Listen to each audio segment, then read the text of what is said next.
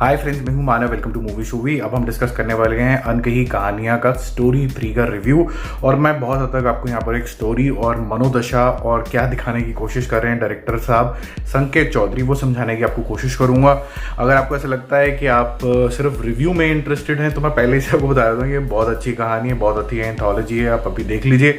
अगर आपको डिटेल में समझना है तो वीडियो को आप कंटिन्यू कर सकते हैं। देखो, इसके अंदर आपको 2 कपल दिखेंगे, एक कपूर कपल है और एक है माथुर कपल। और ये दोनों जो कपल हैं इनके अंदर कुछ खिंचातानी हो जाती है और ऐसा लगता है कि कुछ एक्स्ट्रा मैरिटल अफेयर है, और इसकी वजह से कई सारी चीज़ों की डिस्कवरी होती है, बहुत सारी ह्यूमन इमोशंस की लेयर उठती है, बहुत सारी सोसाइटल प्रेशर्स की लेयर उठती है। तो पहला जो कपल है वो है अर्जुन और तनु माथुर, जिसको निखिल द्विवेदी और जोया हुसैन ने निभाया है। बहुत अच्छी एक्टिंग करी है। पहले एक्टिंग पे हम बात नहीं करेंगे, एक्टिंग सबकी बहुत बढ़िया थी। दूसरा एक और कपल है जो कुणाल कपूर और पामोली ने निभाया है, जिसका नाम है मानव कपूर और नताशा कपूर। अब ये जो दोस्तों इक्वेशन है वो इस तरीके की है कि शक हो जाता है तनु माथुर को कि शायद उसका जो हस्बैंड है, जो निखिल द्विवेदी ने प्ले करा है, उसका कुछ अफेयर चल रहा है। और किसी तरीके से वो नंबर फाइंड आउट कर लेती है, उस लड़की की पामोली का नंबर फाइंड आउट कर लेती है और उसके हस्बैंड यानी कुणाल कपूर तक पहुंच जाती है। अब कुणाल कपूर और जोया हुसैन ये डिसाइड करते हैं कि हमें फाइंड आउट करना चाहिए कि ये अफेयर हुआ होगा तो क्या हुआ होगा, क्योंकि हमारे रिलेशनशिप तो अपने स्पाउसेस के साथ ठीक है ही।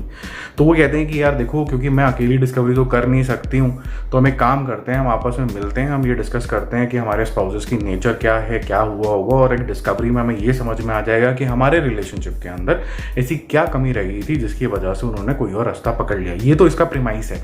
तो अब 2 जने साथ में आ जाते हैं, कुणाल कपूर और जोया हुसैन, जो कि अपने स्पाउसेस की nature, how they behave, what is their emotional acumen, उस तरीके से वो डिस्कस करते करते ये रियलाइज़ करते हैं कि उनकी लाइफ के अंदर, उनके मैरिज के अंदर कुछ डेफिशिएंसीज थी जिसकी वजह से वो निकल गए। अब इसके अंदर एंड में एक ट्विस्ट भी आता है, किसी एक इंसान का एक नेचर भी डिस्कस किया जाता है निखिल द्विवेदी का कि शायद उसको एक आदत सी पड़ गई है रिलेशनशिप्स में बाहर जाने की, और इसका रीज़न क्या है हम उसके ऊपर डिस्कस करते हैं। तो पहले निखिल द्विवेदी का जो रिलेशनशिप दिखाया गया है कि वो outside the marriage let's say क्यों जाता है पामोली यानी नताशा कपूर के पास, क्योंकि वो बहुत ज़्यादा अपने आप को खुद ही एलियनेट कर लेता है। वो अपने काम में इतना ज़्यादा बिजी हो चुका है कि वो कहीं ना कहीं दूसरी वुमेन के ऊपर नज़र डाल देता है जब वो अलोन होता है, और at the same time becomes too practical and too involved in the business affair. और दिमाग जब इतना ज़्यादा प्रैक्टिकल हो जाता है तो हर चीज़ प्रैक्टिकल तरीके से ही वो अपने लिए करता है, तो उसको लगता है कि अभी मुझे खुशी किसी एक वुमेन के साथ मिल रही है तो मैं वो कर लेता हूँ। एट द सेम टाइम अगर हम उसकी वाइफ की बात करें जो कि तनु माथुर है, तनु माथुर यानी जोया हुसैन का दोस्तों ये माइंडसेट था कि मेरी जो आइडेंटिटी है एज तनु माथुर वो इसीलिए है क्योंकि मैंने कुछ करा तो है नहीं, क्योंकि मैं अर्जुन माथुर की वाइफ हूँ तो मैं ये रिलेशनशिप से बाहर नहीं आ सकती। I will forgive him. छोटी मोटी चीज़ें, इनफिडेलिटी टाइप की चीज़ें, कई बार बहक जाना, शादी से बाहर चले जाना is okay till the time Nikhil Dwivedi यानी अर्जुन माथुर उसको सॉरी बोल देता है। तो ये उसका मनोदशा है। और दूसरी मनोदशा हम चलते हैं अब कुणाल कपूर में। कुणाल कपूर तो पहले ये एक्सेप्ट ही नहीं करना चाहता है कि जो उसकी वाइफ है जो नताशा कपूर यानी पामोली कुछ ऐसा गलत कर सकती है, बट जब उसको समझ में आता है कि हाँ वो गलत कर सकती है, वो उसके अंदर डेफिशिएंसीज जो हैं अपनी रिलेशनशिप के अंदर ही समझता है, और वो एक बहुत ही इंपॉर्टेंट कंक्लूजन करता है कि communication is the key in relationship. Lot of things he has not expressed to his wife explicitly, because of which जो उनकी रंजिश है, लड़ाइयाँ हैं, वो होती रहती है, तो वो ये चीज़ सीखता है। Natasha on the other hand, because did not have a very expressive relationship with Kunal Kapoor, went outside the relationship out of anger. She realized that the man Kunal Kapoor was very honest with her and maybe she doesn't deserve him. तो उसको जब ये realisation होती है क्योंकि कुणाल कपूर अच्छी family से आता है, उसकी मोरालिटीज़ अपनी जगह पे हैं, तो वो अल्टीमेटली नताशा कपूर को माफ़ कर देता है और मानव कपूर और नताशा कपूर अपनी मैरिज चला पाते हैं।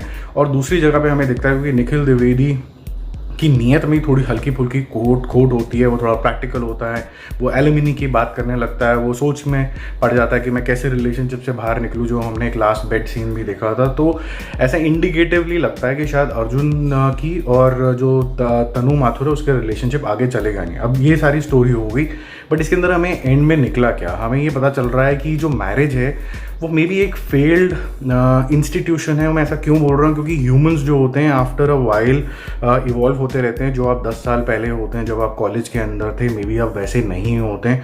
अब आप वैसे नहीं होते तो आपको पार्टनर भी वैसे ही चाहिए होता है। आपकी सोच कई बारी बहुत अलग हो जाती है। बहुत सी बारी आपने नोटिस किया होगा कि जैसे कोई कपल है वो मैरिज करता है और एक आदमी बाहर बहुत ज़्यादा जा रहा है और वो एक अलग तरीके का उसका एक्सपोजर लेवल हो जाता है, वो बहुत ज़्यादा आगे निकल जाता है और उसकी वाइफ उतनी ज़्यादा इवॉल्व नहीं होती है, वो कहीं और फिर इंडल्ज होने की कोशिश करता है जो लाइक माइंडेड होते हैं। तो इस वजह से जो रिलेशनशिप्स होते हैं कई बार ब्रेक हो जाते हैं। Not only man, even the woman can go out. So in case of पमोली, इन दिस केस जो नताशा कपूर ने प्ले किया है, वो भी एक एम्बिशियस लेडी होती है, वो अच्छा कर रही होती है अपने करियर में, और जब बाहर जाती है she tries to find out somebody who can relate to her conversations. तो ऐसा हो सकता है कि आपकी जो मैरिज है आप उसके बाहर चले जाओ, और ये कहीं ना कहीं शायद ह्यूमन नेचर के ऊपर भी इंडिकेट करता है कि बहुत टाइम तक आप एक ही इंसान के साथ शायद नहीं रह सकते। ये इंस्टीट्यूशन इसीलिए ही बनाया गया ताकि लोग इधर उधर ना चले जाएं। अगर आप कुछ बुक्स पढ़ेंगे पुरानी, एवोल्यूशन ऑफ ह्यूमंस की पढ़ेंगे, तो ऐसा एक ह्यूमन का जो डीएनए है ना, वो इस तरीके का है नहीं ऑर्गेनिकली कि वो एक के साथ रहे। ऐसा वो भटक सकता है, वैसे ह्यूमंस के बारे में ऐसा कहा जाता है। पढ़ लेना, थोड़ी रिसर्च कर लेना, आपको पता चल जाएगा। तो ये जो सारी ये जो एपिसोड मैंने देखा तो मुझे ऐसा लगा कि ये मॉरलिटीज़ को क्वेश्चन करती है, ये अपराइजिंग ऑफ द वुमेन दिखाती है। क्योंकि अपराइजिंग हमने देखा तनु माथुर यानी जोया हुसैन का, जो बोलती है मैं अपनी आइडेंटिटी खुद बनाऊंगी, women finding her own identity का इसके अंदर आ जाता है। और फिर देन एक और चीज़ आती है कि जो रिलेशनशिप होती है, मैरिजेस होती हैं, चाहे आप कैजुअल रिलेशनशिप में भी हो, friendship is more important than intimacy. ये बहुत क्लियरली निकल के आया इस पूरे मुद्दे के अंदर। तो जो भी ऐसे कपल हैं जो अपने लिए कपल गोल्स वगैरह रखते हैं कि हमें ऐसे बिहेव करना चाहिए, ऐसे अपनी ज़िंदगी काटनी चाहिए, उनके लिए बहुत ज़्यादा इंपॉर्टेंट है कि वो समझें एक दूसरे पार्टनर को एक्सप्रेस करते रहें, और एट द सेम टाइम जो अगर कोई इवॉल्व हो रहा है और दूसरा भी इवॉल्व हो रहा है तो एक दूसरे को एक्सप्रेस करते करते कोशिश करें कि साथ ही साथ में चलें, तो आपका रिलेशनशिप लंबा जाता है। ऐसा कुछ इंडिकेटिवली मेरे ख्याल से डायरेक्टर संकेत चौधरी ने बोला है। आपको क्या लगता है, आप कमेंट करके बताओ। फिर हम जल्दी ही मिलते हैं एक और रिव्यू और एक और अपडेट के अंदर। नए आए हो तो फटाफट से सब्सक्राइब कर लेना। Bye bye.